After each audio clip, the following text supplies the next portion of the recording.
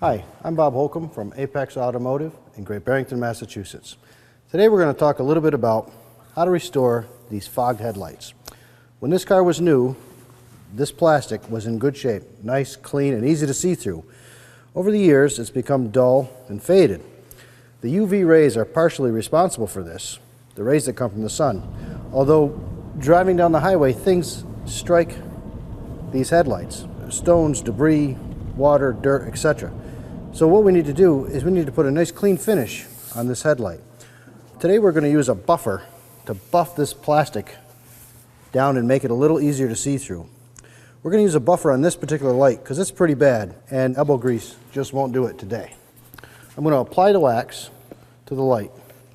I'm going to move the wax around with my buffer.